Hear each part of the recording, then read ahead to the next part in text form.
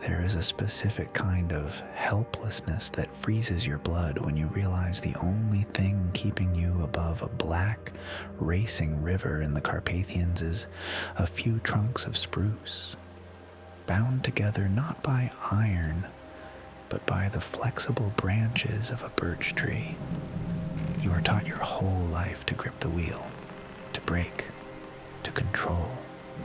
But here, as the freezing water washes over your boots, you realize the illusion of your authority. You cannot stop this raft. You cannot turn it back. Yet around this heavy tension, the mountain is breathtakingly quiet. It is a cold, beautiful morning, painted in shades of slate and pale silver. A light, delicate mist hangs just inches above the water, drifting like smoke between the ancient pines that line the banks. The air is so crisp it feels sharp in your lungs, carrying a stillness that makes you feel as though you've stepped into a world that time forgot to wake up. Look at the man standing behind you at the stern. He hasn't spoken a single word since you stepped aboard. His hands, rough as oak bark, hold the heavy steering oar with a casual, terrifying ease. He is your only anchor in this shifting world. As the mist closes in around the raft, swallowing the riverbanks, the air grows thick with the scent of wet moss and the sharp, almost suffocating aroma of fresh spruce resin. The cold is not just a temperature here. It's a physical presence that slips through your clothes and settles deep in your bones. Under your feet, the logs are not static. They work. They twist and bend with the shape of the riverbed below. When the current swells, the wood separates just a fraction of an inch, letting the mountain water well up between your boots. Every instinct in your modern mind screams to reach out, to find a handrail, a guard, a guarantee of safety, but there is nothing to hold on to except the space you occupy. You look back at the raftsman. He doesn't look at you. His eyes are fixed entirely on the gray surface ahead, scanning the water with a calm, mechanical focus. He doesn't teach or explain. He is simply there, an extension of the timber and the current. And as the last signs of the valley disappear into the fog, you realize this journey will not be about crossing the water. It will be about learning to stand on it. The silence between you and the guide becomes its own landscape. It is not an uncomfortable silence, but rather a protective barrier against the noise of the thoughts you brought with you from the world outside. The river demands your presence, and the cold mist reinforces that demand, stripping away everything that is not essential. You notice the tiny beads of condensation forming on the wool of your jacket, matching the mist that clings to the needles of the overhanging branches. The valley seems to breathe in a slow, ancient rhythm. Each breath is a wave of cold air that moves down from the hidden snowfields of the high peaks, carrying the scent of damp earth, crushed needles, and old stone. The sound of the water, which at first felt like a chaotic roar, slowly begins to separate into individual notes. You can hear the deep, hollow resonance of the main current moving through the center of the channel, the sharp hiss of the foam as it breaks against the side of the logs, and the soft, musical bubbling of small eddies forming in the quiet spots behind the boulders. The raft behaves less like a boat and more like a living creature that has adapted to the water. It doesn't slam into the waves. It slides over them, conforming its shape to the contours of the river. When a larger swell meets the front logs, You can feel the movement travel down the entire length of the platform, a fluid undulation that requires you to adjust your balance, shifting your weight from one foot to the other. It is a dance you did not know you knew, a basic response to the movement of the earth that your body remembers, even if your mind has forgotten it. The light changes subtly as the sun rises higher behind the thick curtain of gray cloud. The trees look like silent sentinels, thousands of them, crowding the steep slopes that rise directly from the water's edge. They have stood there for centuries, watching the timber float down the river, indifferent to the men who guide it, concerned only with their own slow growth toward the sky. The mist begins to lift slightly, rising from the surface of the river to hang in long, tattered ribbons among the lower branches of the pines.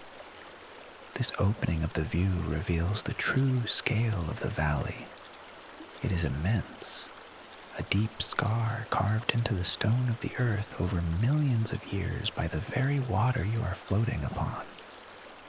The cliffs are dark and wet, streaked with veins of white quartz that catch the faint light, looking like ancient inscriptions left by an old civilization. The sound of the current deepens, taking on a bass frequency that vibrates through the soles of your boots and rises up into your chest. As the raft glides deeper into the shadow of the valley, your eyes adjust to the raw geometry of the timber beneath you. You begin to understand that this raft is not just a makeshift platform. It is a masterpiece of ancient necessity. For centuries, the men of these mountains did not use iron to bind the great logs together. Iron was rigid. Iron would fight the river, and in a collision with the submerged limestone teeth of the gorge, rigidity meant destruction. Instead, they relied on twisted wooden cables made from young saplings. Their elasticity is what keeps you afloat right now. The raft doesn't fight the waves. It yields to them. It breathes. It twists like the spine of a great fish, absorbing the shocks of the current, bending around the sharp curves of the canyon, where a rigid hull would simply splinter into kindling. In these highlands, this wood was known as the green gold. Before there were roads, before railways cut through the rock, these wild mountain torrents were the only highways the wilderness possessed. They were the veins of the land, and the raftsmen were the ones who made them pulse. Every beam of spruce or fir beneath your feet was destined for something greater. This very timber would float for hundreds of miles, passing through silent valleys and vast plains, eventually reaching the great seas to build homes, cathedrals, and ships. The raftsmen were not just transporting cargo. They were moving the very bones of the forest down to the civilized world. The wood smells different now than it did in the morning. The initial sharpness of the fresh resin has blended with the deep, heavy scent of old water, the smell of ancient rivers that have traveled through miles of dark earth and deep caves before reaching the light. It is a complex aroma, thick and grounding, connecting you to the ancient past of the forest. The raftsman's movements are sparse as he allows the raft to follow its own course through the straight stretches, intervening only when the river prepares to throw a challenge across his path. His stillness is a form of efficiency, a deep understanding of energy that only comes from years of manual labor in a world where nature has the final say. When he does move, it is with a heavy, deliberate grace. His boots clearing the logs with practiced ease. His hands finding the exact spot on the oar where the leverage is greatest. The valley is shrinking now. The wide gray banks of gravel have disappeared, replaced by vertical walls of wet limestone that rise up like the pillars of an ancient, forgotten cathedral. The light of the morning can no longer reach the surface of the water. It stays trapped up on the high ridges, leaving you in a permanent, chilly twilight. With the narrowing of the cliffs, the river changes its language. The slow, rhythmic clip-clop of the waves turns into a low, pulsing hiss. The current is tightening, gathering speed, pushing the raft forward with a sudden, silent urgency. Your eyes dart left and right, looking at the dark water ahead. To you, the river looks like a chaotic, swirling mass of black and white. You see a patch of beautiful, bubbling foam and think it is just a playful wave. You see a calm, smooth sheet of water and think it is safe. But then, you look at the raftsman. He has shifted his stance. His knees are slightly bent now, his bare, calloused feet gripping the wet bark of the logs like roots. His eyes are narrowed, locked onto the water 300 yards ahead. You watch him make a sudden, heavy adjustment with the steering oar, leaning his entire body weight into the wood. You realize then that he isn't just looking at the river, he is reading it. Where you see beautiful foam, his eyes detect the dangerous, shallow grave of a gravel bar. Where you see a calm, glassy surface, he recognizes the terrifying pull of a deep, deceptive vortex that can trap a raft in a perpetual circle until a timber rots or splits. He notes the subtle change in the water's color, from amber to an opaque, bruised blue. He watches the shape of the ripples, the way the moss on the underwater rocks bends with the flow, and the tiny, almost invisible shivers on the surface that reveal the shape of the riverbed below. The river is telling a story, shouting its secrets and its traps into the cold air, and this silent man is the only one who understands the dialect. His tattered sleeves are soaked in spray. His knuckles are white against the oar, but there is no panic in his face. There is only an absolute, meditative concentration. He knows that the river never lies. It only punishes those who do not listen. And in his quiet vigilance, you begin to realize that survival here doesn't depend on how hard you fight the current, but on how well you can decipher its warnings. The shadows of the cliffs fall heavily across the raft, turning the wood a deep, dark gray. The water looks blacker here, as if it has absorbed the darkness of the stone walls that enclose it. You can hear the echo of the river bouncing off the rock faces, a hollow, ringing sound that amplifies the sense of isolation. You're in the heart of the mountain now, moved by forces that were set in motion long before humans ever walked these paths.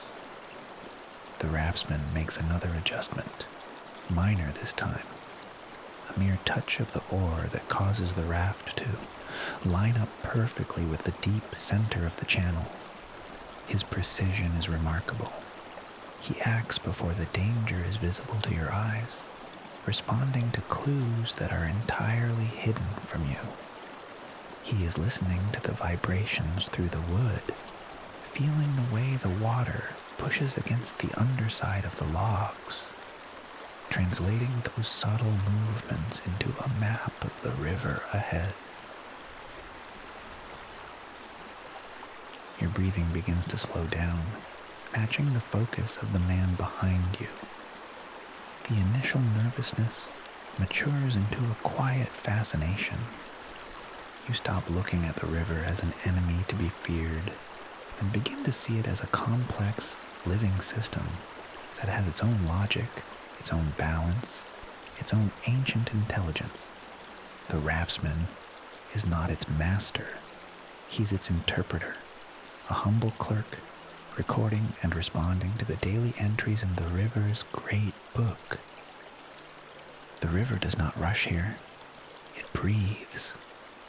The high canyon walls begin to open up, leaning away from the banks, allowing the soft, golden light of the late morning to finally touch the water. The air loses its sharp chill, turning into a gentle, comforting warmth that smells faintly of pine needles and wild clover. You feel the movement of the raft beneath your feet change. It is no longer a vibration. It is a slow, hypnotic sway. The great logs rise and fall so gently with the deep current that it feels like the mountain itself is cradling you, rocking away the last remnants of the day's thoughts. You look at the raftsman. His posture has softened. The hand on the long steering oar is relaxed, guiding the wood with almost invisible movements of his wrist. He is not fighting because there is nothing to fight. He has surrendered his direction to the deep, silent will of the water, knowing that the river always finds the path of least resistance. Watching him, you feel a profound shift inside your own chest. You realize that the knot of tension you've been carrying, the constant, exhausting need to control your direction, to worry about the next turn, to fix every problem, is completely useless here. This journey is not about conquering the water. It is about the beautiful, quiet art of letting go. You don't need to hold the oars. You don't need to know the depth of the channel or what lies beyond the next bend in the valley. The timber beneath you was built to float. The water was made to flow, and the man at the stern has the memory of the mountain in his hands. You are entirely safe in your vulnerability. For the first time, you let your shoulders drop. You lean back slightly against the smooth, sun-warmed bark of a spare spruce trunk. Your feet feel heavy, warmed by the gentle rhythm of the water passing underneath. The world narrows down to this exact, peaceful moment. The smell of the forest, the slow glide of the timber, and the realization that it is okay to trust a force that you do not control. You don't need to steer. You only need to exist and let yourself be carried.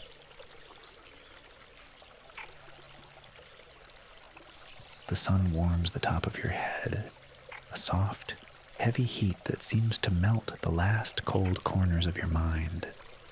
The light on the water is blindingly beautiful, a billion tiny diamonds scattering across the gentle ripples, blinking in out of existence with every breath of the wind. The sound of the river has settled into a gentle, domestic murmur. You find your eyes closing for short moments, the bright light of the sun turning into a warm, red glow behind your eyelids. Each time you open them, the scenery has shifted just a fraction, a slow-motion slide of hills, trees, and sky that requires nothing from you except your witness. You realize that this is what it means to trust. It is not the absence of movement, but the acceptance of it. It is the understanding that you are part of a larger pattern, a great current that has been moving long before you arrived. The raft knows its business, the river knows its destination, and you are finally allowed to just be a passenger. The river stretches out now, growing wide and perfectly still. The current becomes so slow, so gentle, that the water turns into a vast, unbroken mirror. Look down. The dark depths no longer look like water. They look like the sky. The reflection is so flawless that the raft feels as though it is floating through space, suspended between two identical worlds of pine-covered peaks and soft, drifting clouds. The horizon blurs, and time itself seems to lose its grip, slowing down until every second stretches out into a quiet eternity. A deep, heavy drowsiness begins to settle over you, as natural and unstoppable as the night. Your eyelids feel heavy, weighted down by the clean mountain air and the endless, hypnotic rhythm of the logs.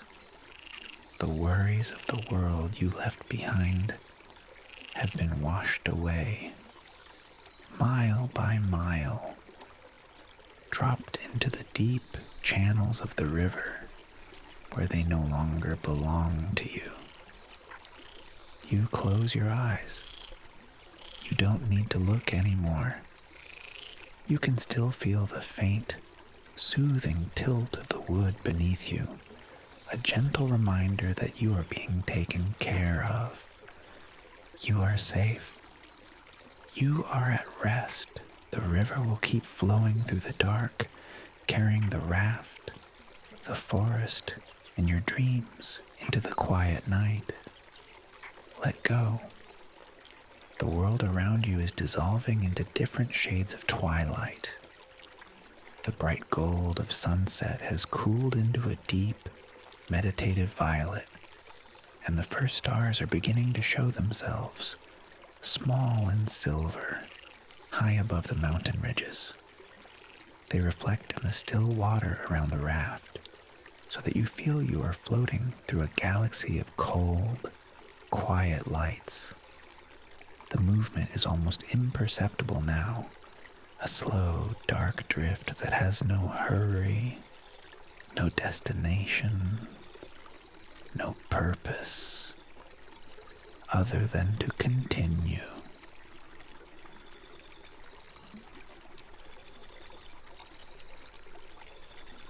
The crickets along the bank have begun their evening song, a soft, rhythmic clicking that fills the cool air with a steady vibration. It matches the heartbeat of the valley, a grand, slow mechanism that winds down as the light leaves the sky.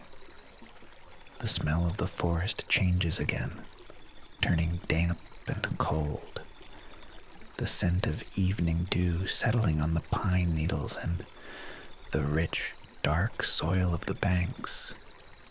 Your body feels heavy, pressed into the solid wood of the logs, completely supported by the timber that has carried you all through the long day.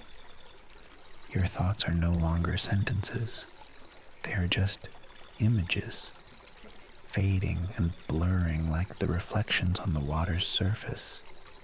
You see the pine trees, the gray limestone walls, melting into the dark, comforting purple of the evening.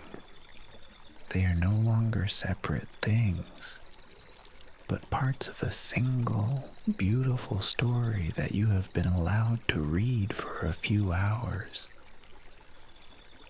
The raft cradles you, a steady, ancient mother made of wood and mountain water, rocking you into the deepest sleep you have known in years.